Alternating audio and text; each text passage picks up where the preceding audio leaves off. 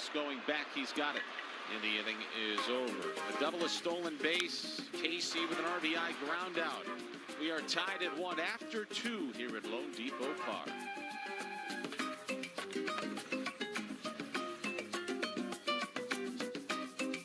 The fight. And there's a shot into left field.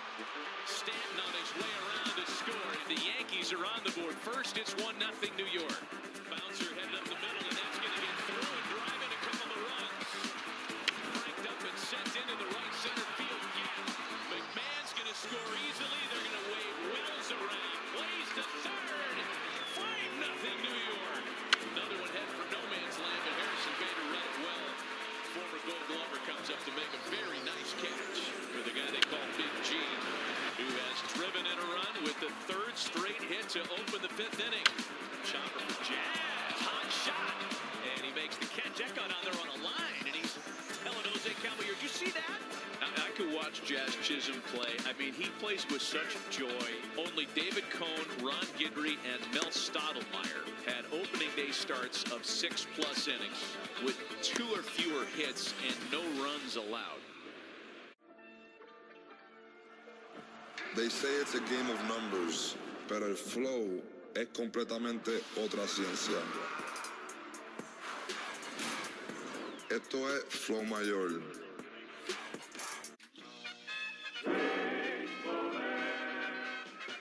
One ball, one strike to Ted Williams. And there's a long drive to deep right center. It could be. It could be. It is. Ted Williams has homered in his last time at bat. Williams, rounding the bases, is not tipping his cap. The crowd yelling, still waiting for him. He does not tip his cap. Tied at 1, top of the 3rd. Scoreboard brought to you by Werner Hoffman, Greg and Garcia. Mets a run on a hit. Marlins a run on 2 hits on Naruto night here at Lone Depot Park. Japanese anime. It's an awesome jersey as a part of your ticket package. Line drive hit foul by Nick Morabito, rookie outfielder for the Mets, who made his major league debut 3 days ago in Washington. He is 0 for 4 to start his career with 3 strikeouts. Out of McLean, Virginia. Morabito waits on an 0-1. That one missed inside. A good fastball inside there. I like coming in. You can come in for effect, also for a strike. That didn't miss by much. Then you can go away a little bit. Maybe that sweeper away. Or slider. Slider's a little tighter so far here in the last couple innings. He's retired 6 of the 7 Mets that he's faced here tonight. The only problem was the 450-foot shot by Soto with 2 outs in the first. Their bench nearly took him deep to start the game. 1-2. Misses low on Nick Morabito, who is New York's number 11 prospect. You know, the Mets gained the 75th overall pick in the 2022 draft after Noah Syndergaard signed with the Angels, and they used it on Morabito out of Gonzaga College High School in Washington, D.C. And he has struck out for the 4th time in his major league career in 5 at-bats. 1 away here in the 3rd. Let's get you a quick word from FPL. At FPL, our teams are working every day because reliability isn't an option, it's a commitment. FPL, working for you every single day. Did you say Gonzaga? That would be in Washington State. No, but this is Washington, D.C. Oh, really? Yeah, There's a Gonzaga in Washington, there is D.C.? a Gonzaga College High School in Washington. Oh, high school. Oh, I thought you said college. No. I've been there. I've been to Spokane. I've been to Gonzaga. The Zags. The NCAA women's basketball tournament in 2011. Wow. I missed the high school part. Yeah. So how cool for that young man, though. He got to debut with the Mets at home in Washington, D.C. Right. Which was amazing because one of his pregame press conferences, he was like, man, when I was young, I used to grow up and I was watching like Juan Soto. You know, it's so crazy. He plays alongside of him.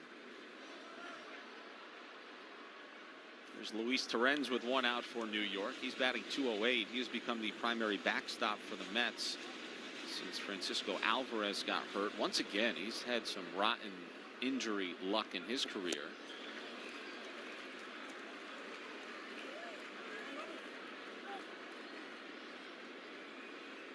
Mets are without Alvarez, Polanco, Lindor, Mauricio, Young, Robert.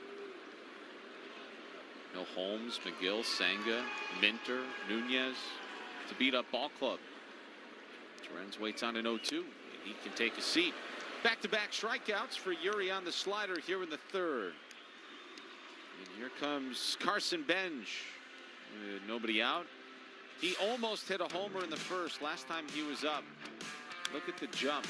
Look at the distance covered by Marcy. Look at the sprint speed. That was a great catch, Nelly. Yeah, it was an outstanding catch, and really not looking at the wall, knowing where he was. He probably saw the warning track and figured, hey, I got a few more steps toward the wall.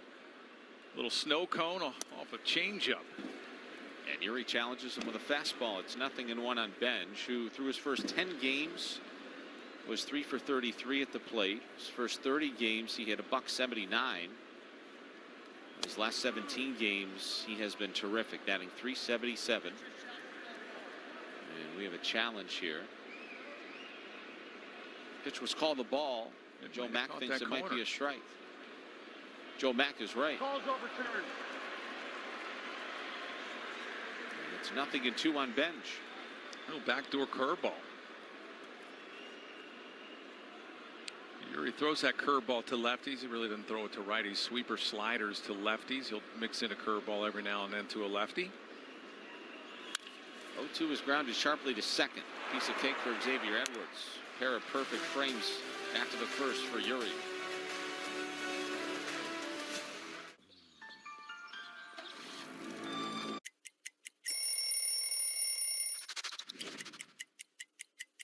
The beauty of this jersey is the field, the texture, the thin, the stitching is heavy, so you kind of feel that jersey that was very heavy. Check it out, the last name and the number, they have a little glitter on them, so they kind of stack up. It just feels right.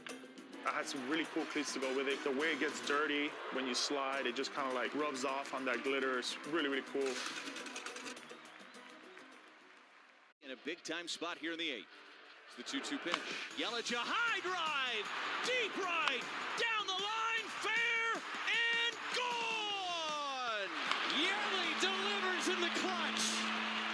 And he left nothing in the tank, right? Families, fallen first responder families, injured veterans, and first response sponsors. There you see Marine Lance Corporal Thomas Parker. He threw out the first pitch in pregame. The Tunnel to Towers Foundation, they honored him and surprised him and his family, guys, with a mortgage-free home. It'll be handicap accessible, smart home that him and his family can enjoy. And guys, as we begin this Memorial Day weekend, we thank the Tunnel to Towers Foundation, Thomas Parker, and all those who served for their service and sacrifice. Xavier Edwards lifts a fly ball to left, one away. To all of our men and women abroad, domestically, past and present. This is a silly thing we're doing here tonight, playing baseball, and you see wounded veterans and combat warriors like that gentleman out there throwing out a first pitch tonight, Nelly. Yeah, I've had the pleasure of doing some things with Tunnel to Towers. Frank Siller, who started that, his brother was a firefighter in New York City, died in 9/11. They were supposed to play golf. I'm sure everybody's familiar with a lot of the T2T commercials out there with Frank Siller and a lot of the celebrities supporting Tunnel to Towers, and I've done a lot with them as well. I've actually seen the guys that they were in Tampa when the Marlins were there playing, and they're doing a tour showing the steel. They take the steel everywhere around baseball, and they present a check sometimes to some veterans to pay off their mortgage. It's a great organization. You know what's amazing, Nelly? And we were talking earlier before the game. I cannot tell you how sobering it is to see that piece of steel almost 25 years later. Yeah. Like, it doesn't matter if you go to Ground Zero, if you're here at Lone Depot Park, it hits home for everybody a little differently when something like that is kind of in the vicinity or your presence. It's a very bizarre feeling. And to wrap up that thought on the pregame ceremonies here tonight, it really hit home for one member of the Marlins organization and their director of security, Todd Metro, who was one of the first responders on 9/11 to Ground Zero, and he went on to help with the investigation. So a very, very proud member of the New York Police Department, Todd Metro, who we love. He hangs out with us on the road quite often. Yeah, I was playing at that time, and we went in. There's Todd. Yeah, outstanding. You know, we went down when I was with Seattle. We played New York in ALCS, and We toured Ground Zero. We went to some of the firehouses, and from then, I mean, and always, you thank the first responders, the police department, the firemen, no matter where you are, what they do. You got it. And if you've never been to Ground Zero, if you ever go to New York City, wouldn't exactly call it an attraction, but it's somewhere you got to go. Puts a lot of things in life into perspective. So a 1-1 game here in the bottom of the third with nobody on and 2 out. Connor Norby is facing Sean Manaea, who made quick work of Xavier Edwards and Liam Hicks.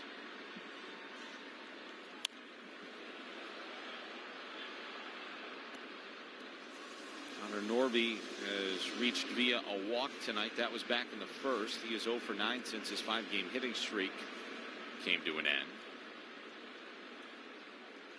And he waits on another 1-2 and pitch number 6. And that is lifted down the left field line, but that'll go foul. Let's get you a quick word from Doral Kia. Take advantage of a Pricito now on all of your favorite new Kia models. Like a new Kia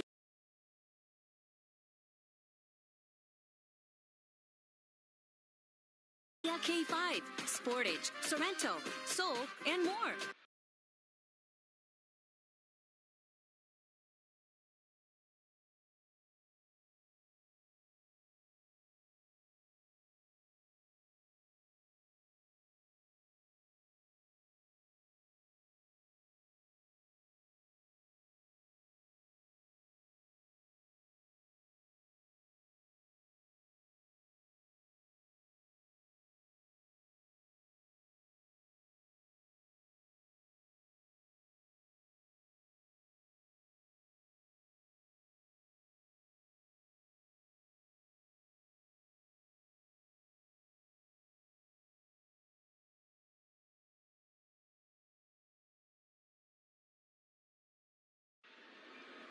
One, two.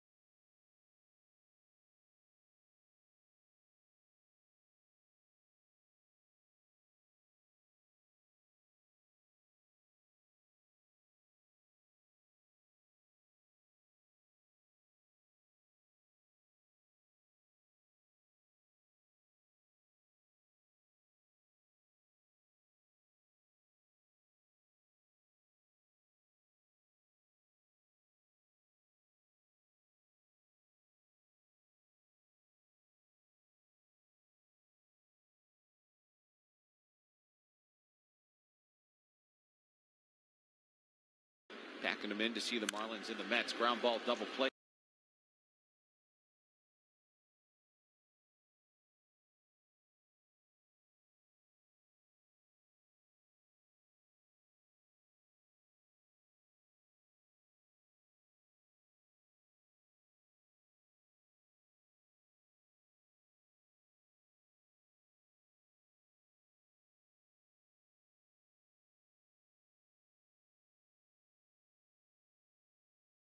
Commemorative Flanagan's Cup. You can get your tickets at marlins.com/Flanagans. Really nice Friday night crowd here at Lone Depot Park.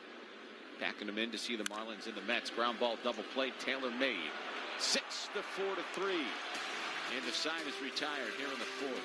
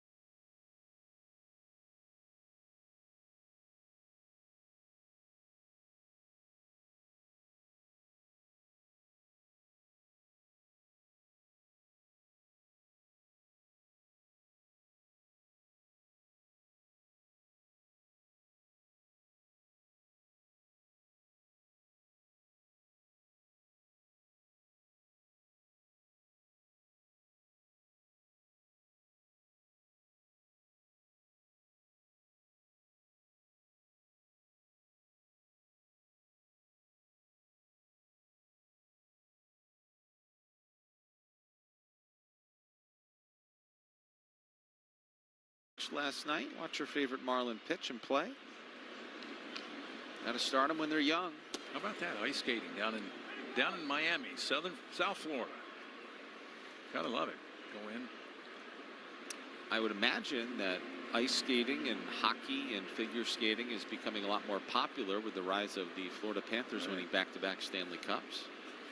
Really, in the Sunshine State in general, I think this is the first year in the last 5 years or 4 consecutive years. Is it 6 consecutive years? Because Tampa went 3. If the Lightning or Panthers were not in the Stanley Cup final. That's it's interesting for a state that likes to produce a bunch of oranges and it's 90 degrees 8 months out of the year, right? Beautiful look inside of Lone Depot Park from our wire cam. See, Manaea's starting to roll a little bit, Nelly, and these type of wily, crafty veterans can chew up young teams because it's in, out, it's up and down. He's on the gas, he's off the gas, and he'll fool you. He's just pitching, isn't he? Yeah, we were talking about the velocity drop, and it's almost like, okay, learn how to pitch with what you have instead of, we got to get to 95 again or 94. Ruiz slugs one down the right field line into the corner. That is a fair ball. Benj has got to get it. Ruiz is on his way to third. Benj plays it in. Semion's got it. A triple for Esteri Ruiz, who doubled and scored in the second.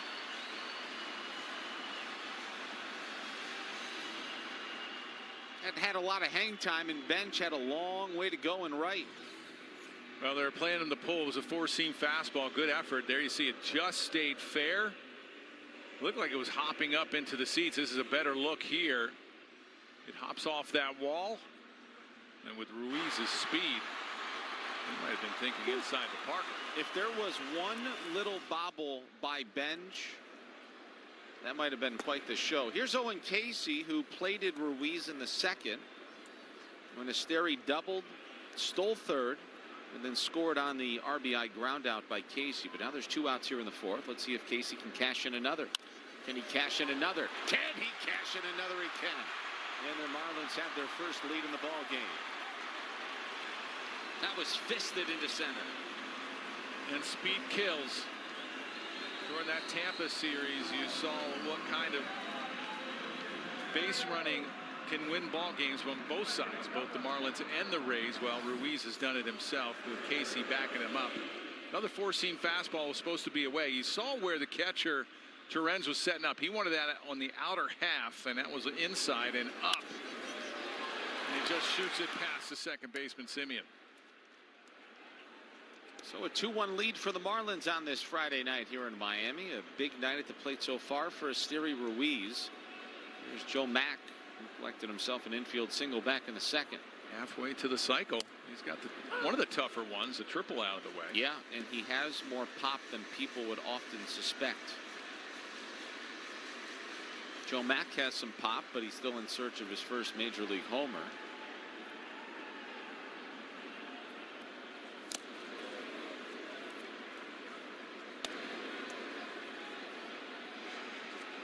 Joe is playing in his 16th major league game tonight. He is making his 14th start behind the plate.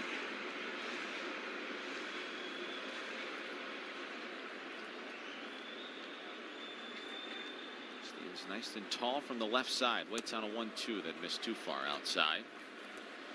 The Marlins have lost 13 of 20 this month. The Mets are 12-7 here in the month of May. Juan Soto gave the Mets a 1-0 lead in the first, but the Marlins have gotten one back in the second. Now they've taken their first lead in this game here in the fourth. Mack hits one hard on the ground to Simeon, and the inning is over. But a 2-out RBI single by Owen Casey has given the Marlins a 2-1 lead. And now Schwarber, who's 0 for 3.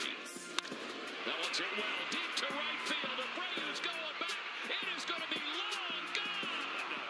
2-run home run for Kyle Schwarber. Lefty on lefty. It's the first run allowed by Samaniego this year, and the Phillies have taken the lead. He just got a hanger, Tom. Look at that thing, just cuts right over the heart of the plate. Man, was that a loud sound coming off the bat of Kyle Schwarber. The MLB app. Yeah, it's got game. This game. These games. All the games. Pre-game. Post-game. And everything in between. This is baseball your way. With real-time stats, scores, breaking news, and custom content that hits every time. Because you choose the teams and pick the players you want to follow. So when they catch it on the field, you catch it on the app.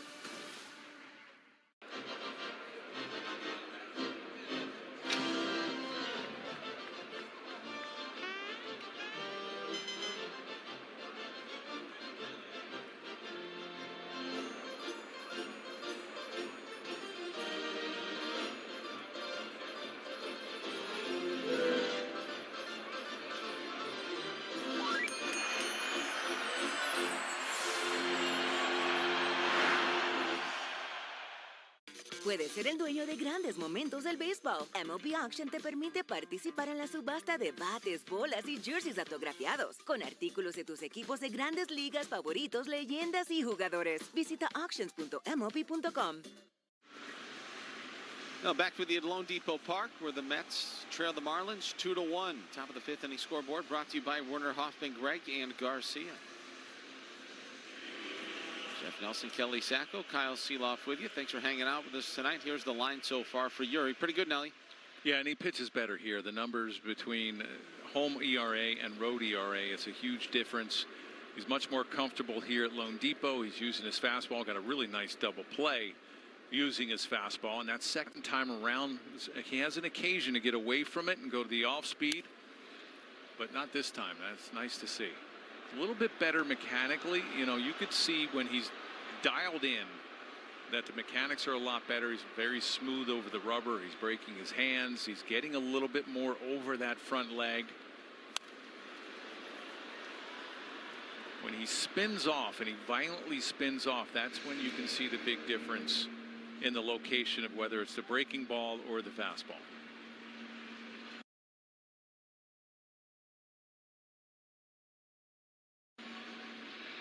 And at 6'8", tall pitchers have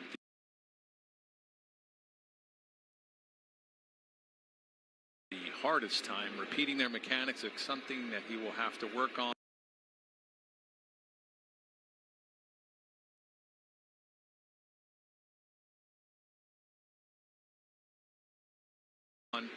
Constantly, and you don't have to throw hard.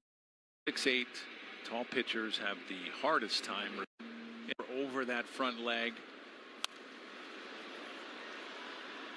When he spins off, and he violently spins off, that's when you can see the big difference in the location of whether it's the breaking ball or the fastball. And at 6'8", tall pitchers have the hardest time repeating their mechanics. It's something that he will have to work on constantly.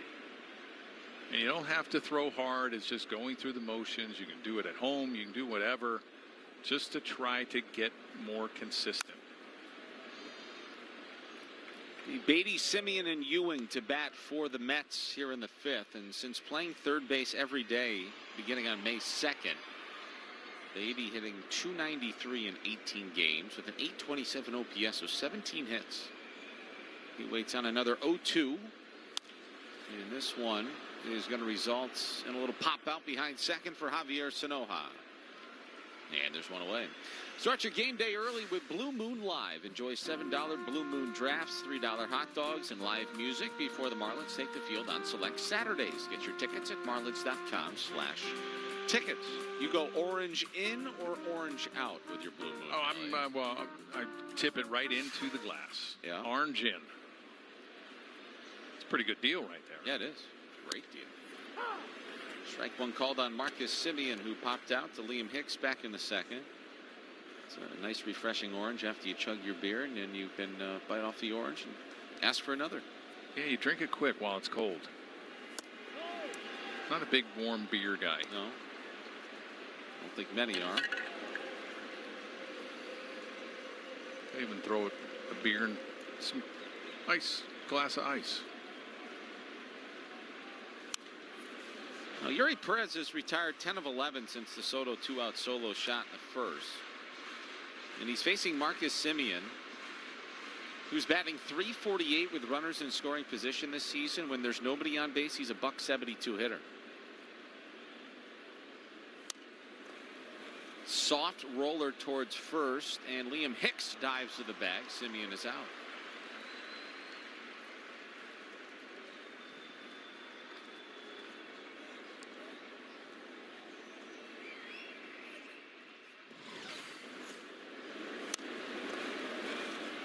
Now, it's one of those tweener plays, and it's like, okay, I can't bend down that far. I'm 6'8". I'm not going to get down. You have to field it for me.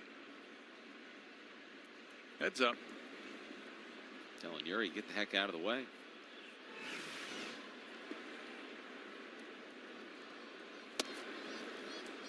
Make sure you stay tuned to the 7th inning for the stretch. Brought to you by Celsius Energy Drinks. The law firm of Craig & Craig downstairs at the desk.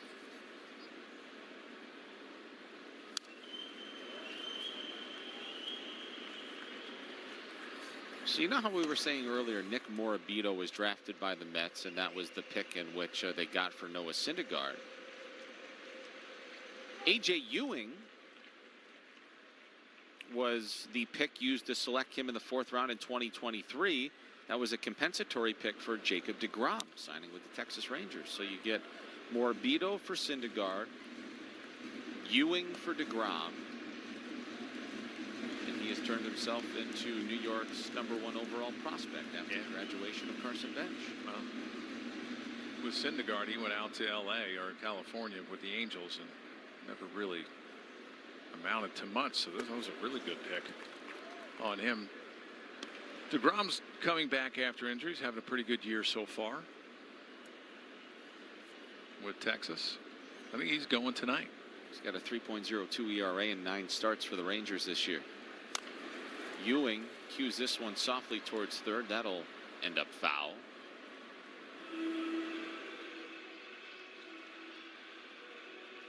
This is really nice to see Yuri pitch this way, and maybe what I mean by this way is no walks, and making them put the ball in play. Exactly. Very efficient with his pitch count as well. You saw that earlier graphic.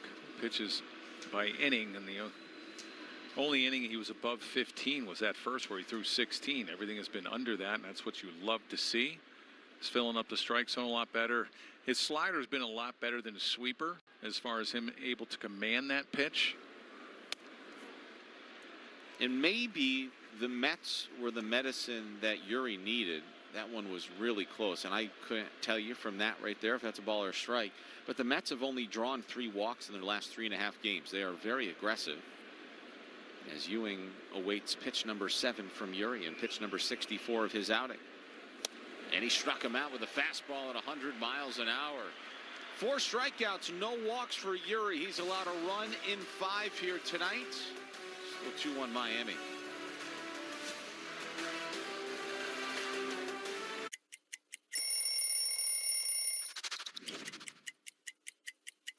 Here we go.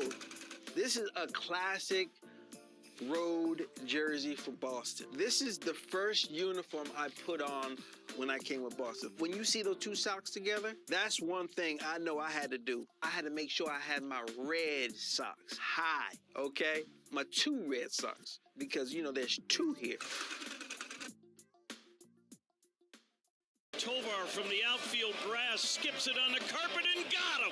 Line drive to center field coming in. Bierling, he'll slide, make a nice catch before that ball drops.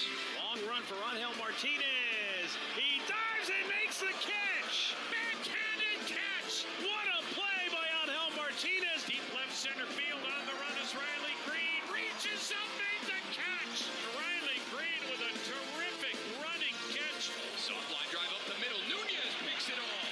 Covering ground to his right. Riley charging. Bare hand. Got him. What a play by Austin Riley. Beautiful play by Vientos, and that keeps the Mets in front. Ground ball to first. Kurtz gets there, and he's going to have to throw off balance. What a great play. There's a hot shot, deep short, backhanded by Wynn. To his feet. He throws him out by play. This Wynn has a rifle. Or to third, Arenado's got it. Oh, boy, did he snag that one. What a play, and he saved a run.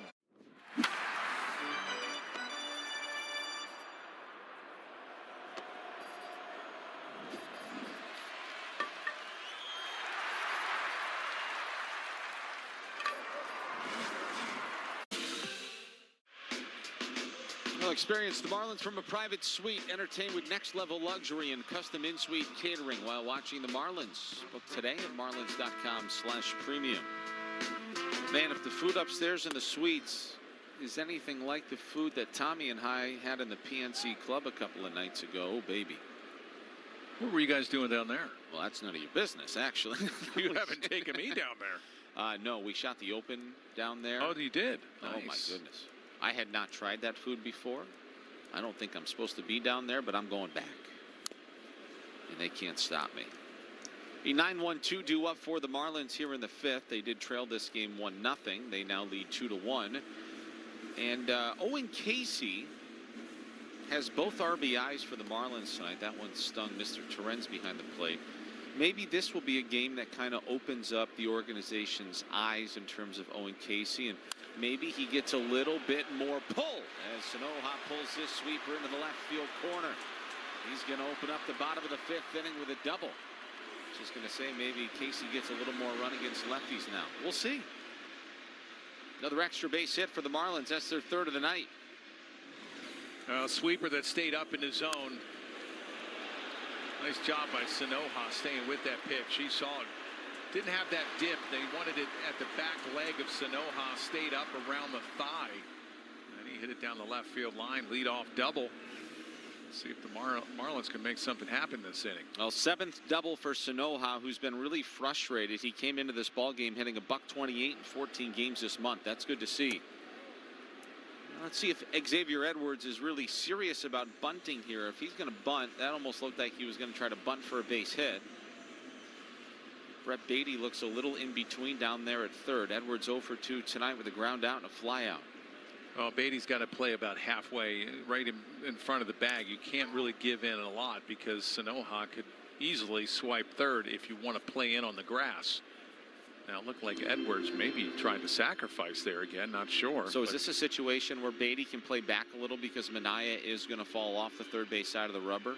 A little bit, but for a pitcher, whether you're a right-hander or left-hander, if you're in a bunt situation with a runner on second, your job is to cover the third base side because you want to keep the third baseman closer to the bag. And as a hitter, you want to try to bunt it firmly down the third base line to make that third baseman bunt field that ball. 2 balls and a strike to count on Edwards. Sanoha continues to catch the attention of Minaya. He was bouncing all over the place out there at second. Simeon's going to keep a close eye on him now. Vientos is in and off the bag at first. Edwards squares and he bunts this in the air. That'll go foul. That's a heads up play by Minaya.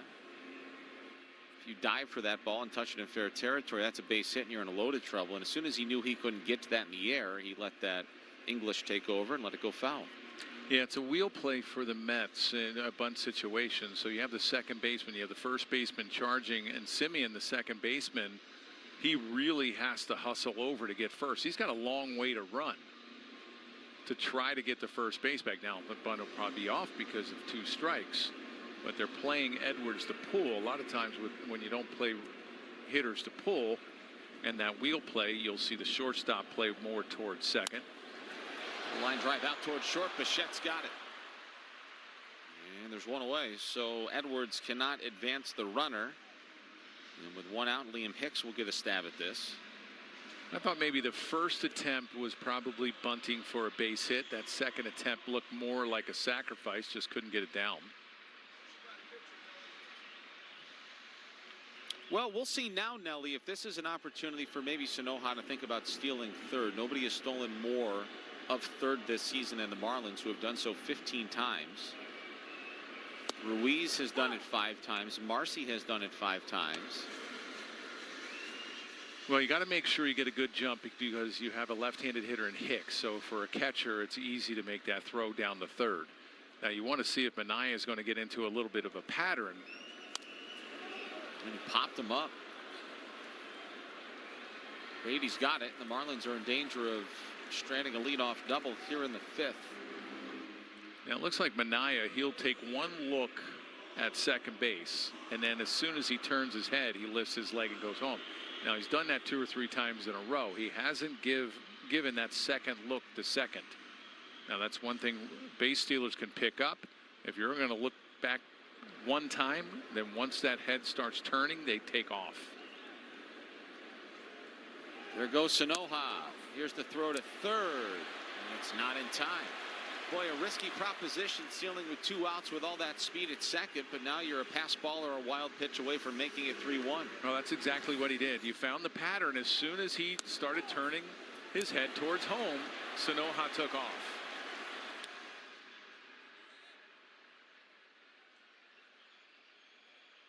Ooh, it just stays on that his bag. front toe. His front toe stayed on the bag. Thank goodness it did. Well, I wonder what Carlos Mendoza is talking to the home plate umpire about. Not sure. I wonder if the Mets wanted to challenge and they were too late doing it. Well, he's a little bit animated with Corey Blazer, isn't he? Maybe they wanted interference with Norby. He doesn't have to go anywhere. No. And he didn't interfere at all. He Yeah, didn't stay in the batter's box. I wonder what the... He didn't even make contact. So a stolen base of third for the second time tonight. The 0-1 pitch to Norby. That is drilled on a line to left, sinking fast. Diving Morabito. He's got it to retire the side. And the Marlins can't do anything with a leadoff double by Sanoja. During the offseason of 1888 to 1889, Spalding took a group of big leaguers on the first worldwide barnstorming tour. This is Spalding. Yes. Because you look at the Spalding, you're like, wait a second. No, this is the backstory. Okay, this is great. Stops included New Zealand, Italy, France, and even Egypt, where they played in front of the pyramids.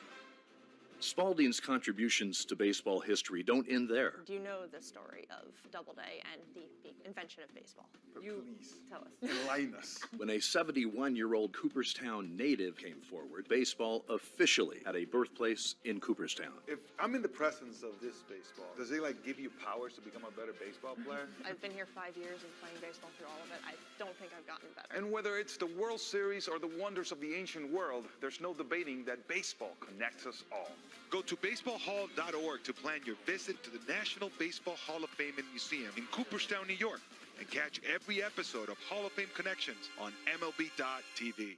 Well, we certainly served it up over the plate. This is a burger fit for a home run king, the 99 burger in honor of Aaron Judge. They sell a bazillion of these at Yankee Stadium. It looks pretty good. I feel like we passed the test. What about you? I think so.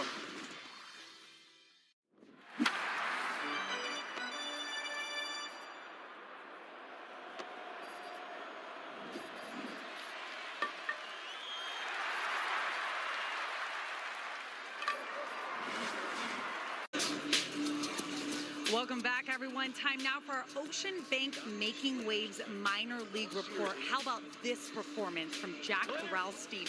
AAA with Jacksonville Jumbo Shrimp. Toss an immaculate inning last night against Norfolk. What is that? 9 pitches, 9 strikes, gets out of it. That's the first one this season for the Jacksonville Jumbo Shrimp. He's been really good for them through 16 games of 1.03 ERA. 38 strikeouts across 26 in the third innings pitched, guys. So he has been fantastic for the Jumbo Shrimp, so we'll make sure to keep an eye on him. Ralston was a 7th-round pick in 2019 out of UCLA by the Cardinals, and he has found himself in the Marlins system, where he's having a very good year. 1.37 ERA, 16 appearances. That is great. Here is Nick Morabito, who is still in search of his first major league hit. He has 5 trips to the plate, 4 of which have resulted in a punch-out. Yeah, you don't see too many pitchers that throw over top like that. I mean, he was really over top. And Morabito went around on a check swing. And Nick Morabito has not seen many of these guys in the minor leagues. And there is Jonah Tong, who is loosening the bullpen for the Mets. He's had a really rough year in AAA. He is New York's #2 prospect, and he is very similar to Tobias Myers. 1-2 misses high on Morabito.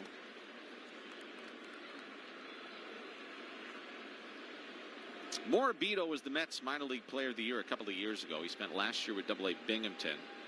Had a 120 WRC plus in 118 games there, about 20% better than league average. So he waits on a 2-2, and he takes strike 3 at the knees. He's having a whale of a time to start his career.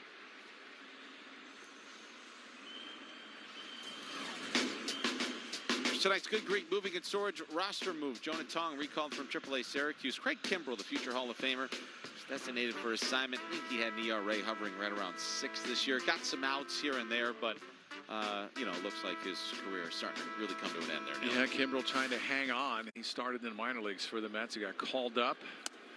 And just, you know, nobody's really going to put him in the 9th inning anymore, and that's what he's been used to. And all of a sudden you're asking him to pitch in the middle innings. Pretty tough, but he wants to try to hang on, stay in the big leagues. Doesn't want that uniform to come off yet.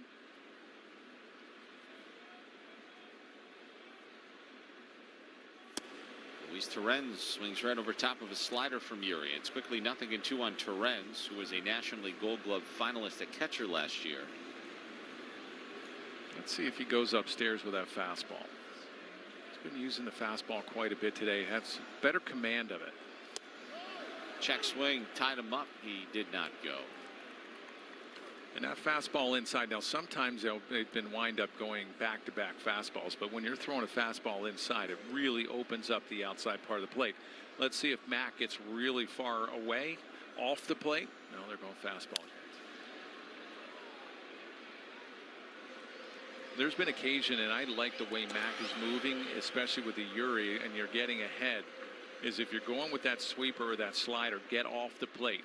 A lot of times pitchers are visual, and if they see that catcher off, they automatically think, okay, I've got to get that pitch outside. Just like that right there. And that's what I love to see from catchers. I don't like to see them, especially when it's 1-2, 0-2, them hanging on the plate too much and maybe just moving their glove. Hey, I want the ball outside, and they just move their glove instead of their body. Torrens flies a sweeper deep to left. Ruiz is back onto the track at the wall. He's got it.